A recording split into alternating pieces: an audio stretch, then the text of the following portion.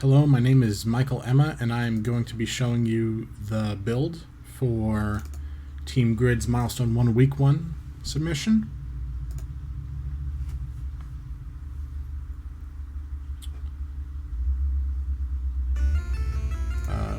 So settings still work. Changing them, they save. Between scenes, we've reworked the UI a little bit to have a better color palette, and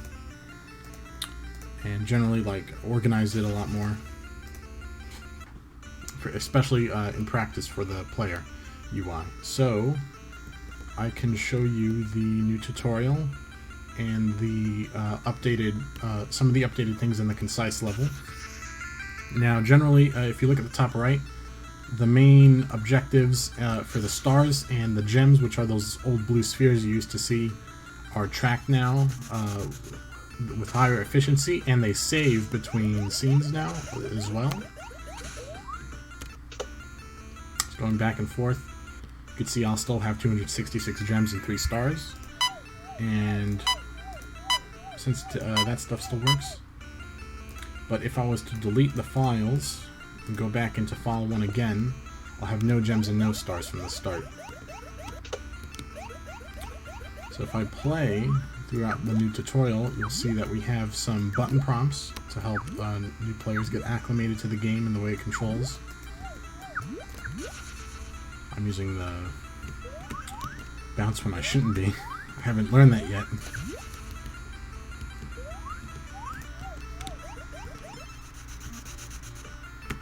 Is to teach the bounce at this point, and this bounce pad actually will not work to take you all the way up. Even double jumping doesn't work. It's to teach the player that pounding and bouncing off of it gets you a little bit higher. And these are checkpoints. They still work exactly the same way.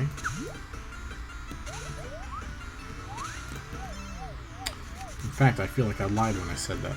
They might be broken now. I'm not too sure.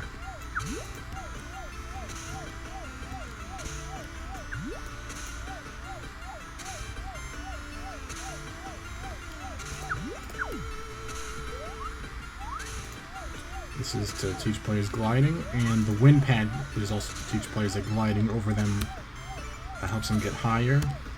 One of the tricks I just used was holding the S key to go backwards while gliding. So gliding still pushes the player forward like normal, but when you hold the S key, I might not have ever explained this to any of you guys, but it slows the player down. It does that little wing flapping animation. So that E was to show off the fire breath. And if I just leave one of these guys alive, I can show you the updated enemies. So when they spot the player, they do that little hop like they used to, and they start chasing you. They've been made a little bit faster. They also track you from slightly farther away, but I think they're still a little too weak. Same thing as always. They'll do that physical attack to hurt you. Jumping on their head when they're invincible also still hurts you. Touching them from the side when their bodies are invincible does not hurt you, though. So generally, their performance is much better.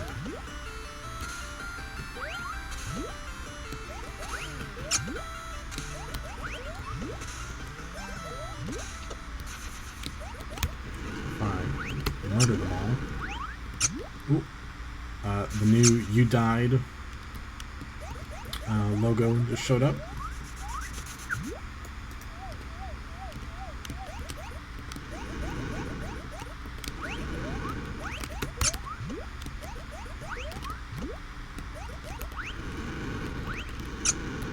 So this big guy is invincible.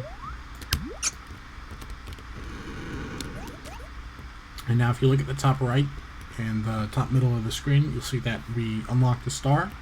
So I'll collect it and I'll get 1. And it does save between scenes like normal, which means I can show you the concise level. And immediately you might notice that the blue spheres have changed. They're a lot darker, and all of them are see-through to reflect Spyro's gem system.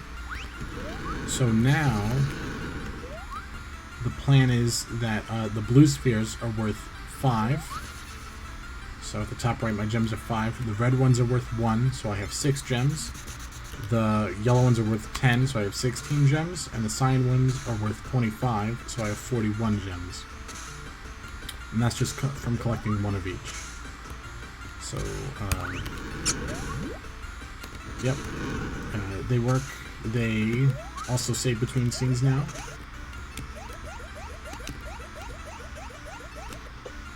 And when you load back into a scene, they're gone. So we want those to be like a finite resource currency, just like in Spyro. So ideally, a final level wouldn't have this many gems around, let alone blue ones. We'd make them a little more sparse.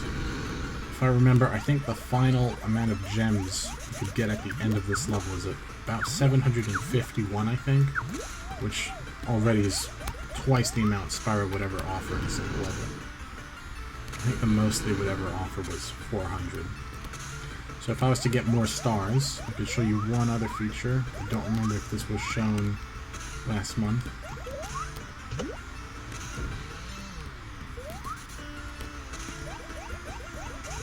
If I return to the portal, or go through the menu again, which I'd rather not, I can show you that different portals do require different amounts of stars to access. Such as that one.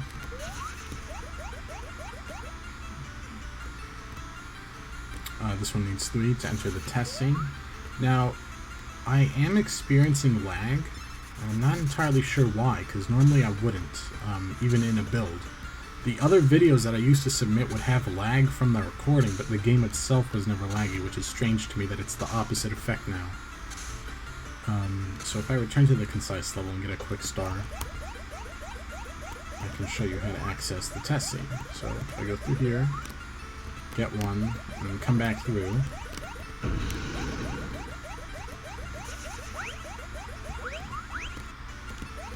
The test scene is now accessible.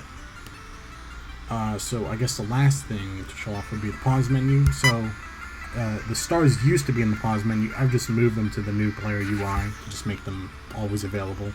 The pause menu functionally is exactly the same. It's just a little bit updated with the color palette to match everything else in the game. Generally the theme I went for was just like color with a dark border to help it break it apart from the background, which might sometimes, like this, is dark gray.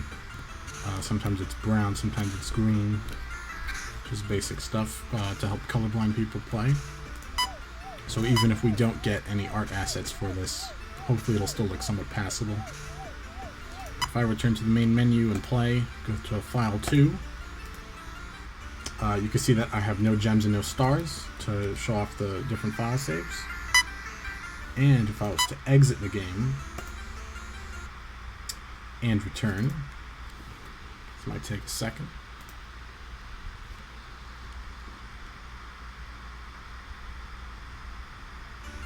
I can also show you that the stuff saves after exiting the game as well. So if I return to the concise level, this also still works. The gems that I already collected are now gone permanently, as intended, and enemies are still the same from the update. Everything here is a prefab, so ideally, let's pray it all works.